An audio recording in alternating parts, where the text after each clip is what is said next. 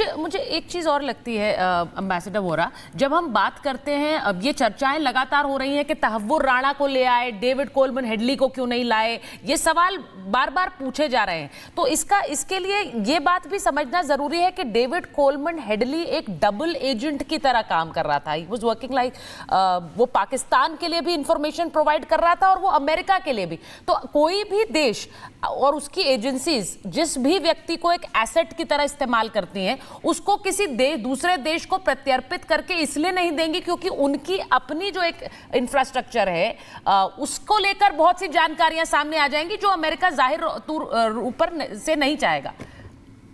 ये हमारे लोगों को समझने की जरूरत है जी। और दूसरी चीज यह है कि जो देश अगर अमेरिका उसको भेज देता है, अमेरिका की अपनी कच्ची हो जाएगी।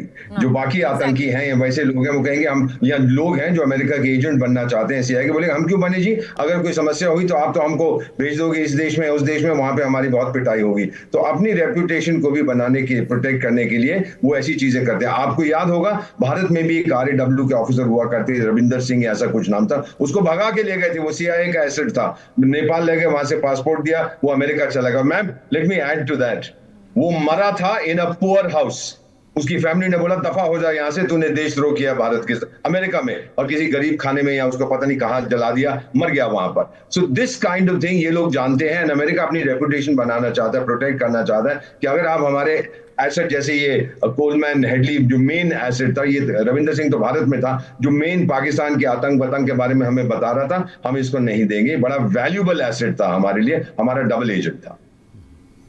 और विवेक, डबल एजेंट्स के साथ यही समस्या जैसे जब हम कह रहे हैं प्रत्यर्पण को लेकर होती है, इसलिए बोलिए अम्बेसडर वोरा। सॉरी 1 मिनट, मैं थोड़ा बताना चाहता था। मैम आप माफ करेंगे, आप हमारी बेटी हैं। 19th सेंचुरी में अमेरिकन जो एक डिटेक्टिव किताबें लिखते थे, अलेक्जेंडर ड्यूमास, उन्होंने एक चीज कही थी कि अगर किसी भी कांड हो या कोई भी ऐसी चीज हो, मिस्ट्री, उसके बॉटम पे पहुंचना है, शर्शे ला फाम, औरत को ढूंढिएगा। और इसकी कोलमैन हेडली की, माफ करिएगा बेटी मुझे ये, मैं उनको कोट कर रहा हूं, इसकी पोल खोली थी इसकी पत्नी ने।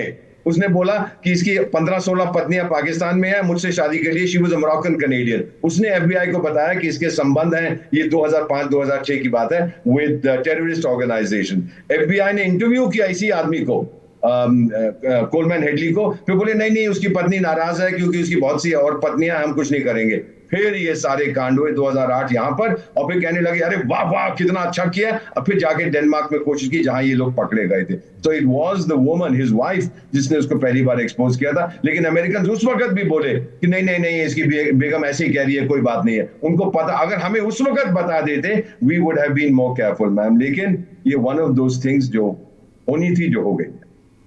बिल्कुल सही कहा आपने। और यहाँ पर हमारे साथ यूके देवनाथ जी भी हैं, और सवाल इस बात को लेकर है कि अब लेवल ढूंढा जाएगा। जो भारतीय होते हैं वो आर पार की लड़ाई चाहते हैं, या फिर जय हो या फिर क्षय हो जाए। तो ऐसी स्थिति में तो एक बात तो आपने क्लियर कर दी, और सबसे बड़ी बात की कोई डिबेट नहीं है, लेकिन इतना जरूर है कि ज्ञानवर्धन हो रहा है। जो आम लोग हैं उन्हें भी समझ में आना चाहिए जो प्रत्यर्पण नीति है, या फिर जो नीति है, सिद्धांत है, वो क्या कहते हैं, नियम कानून क्या कहते हैं, कायदे क्या कहते हैं। ऐसी स्थिति में अब सजा पर बात होगी। एक तो तस्वीर हम चला रहे हैं कि भाई देखिए तिहाड़ तैयार है, आर्थर रोड की जेल तैयार है, अंडा सेल तैयार है, तरह तरह की तैयारी चल रही है। लेकिन जो सजा का लेवल है वो शांति तो तब मिलेगी कि जो उसने किया उसके साथ भी वैसा हो। तो सर हमें जरा ये बताइए कि ये कैसे होगा, उसका लेवल क्या होगा और कहां तक हम पहुंच पाएंगे। देखिए, अमेरिका के साथ जो प्रत्यर्पण ट्रीटी है उसमें जाहिर बात है काफ़ी सारी चीज़ें लिखी हुई हैं, लेकिन क्या होता है कि हर केस को अलग तरह से ट्रीट किया जाता है।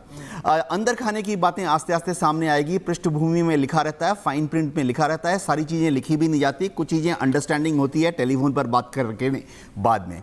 2-3 चीज़ें जाहिर बात है। एक, देखिए कसाब की बात अलग थी, वो भारत में पकड़ा गया था, एविडेंस था, फायरिंग कर रहा है, उसके बाद भी हमको उसको लटकाने में इतना समय लग गया। ये जो है ये तो भारत में नहीं पकड़ा गया। सबसे बड़ी बात है भारत का सिटीजन नहीं है, अमेरिका में था। अमेरिका में हमें नहीं भूलना चाहिए कि उनकी इंटेलिजेंस एजेंसी और उनकी विदेश नीति का एक खास हिस्सा था।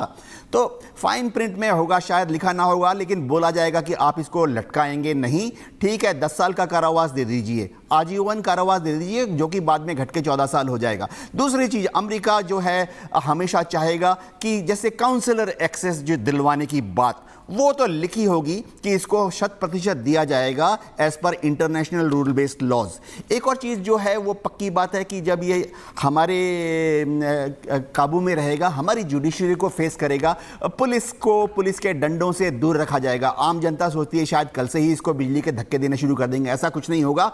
बहुत ही जेंटलमैनली बिहेव कर देना पड़ेगा, क्योंकि एविडेंस है, इसको जहां पर रखा गया है, जहां पे भी इसकी इंटरोगेशन होगी, सीसीटीवी होगा, ऑडियो सेटअप होंगे, सेंसर्स होंगे, इसके अपने रिप्रेजेंटेटिव काले कोट पहन के बैठे होंगे सामने। ऐसा नहीं है कि बिहाइंड द ऑन कैमरा सब कुछ करना पड़ेगा, ये इंटरनेशनल लॉ में हो जाता है। दूसरी, मैं दर्शकों को बता दूं कि जो भी जुडिशियल प्रोसेस हम फॉलो करेंगे इंडिया में, निहित होता है कि हमें अमेरिकन कोर्ट जिसने कि इसको भेजा है उसके साथ इंडियन जुडिशियल सिस्टम को सारे एविडेंस, तर्क और कुतर्क शेयर करने पड़ेंगे। बिल्कुल।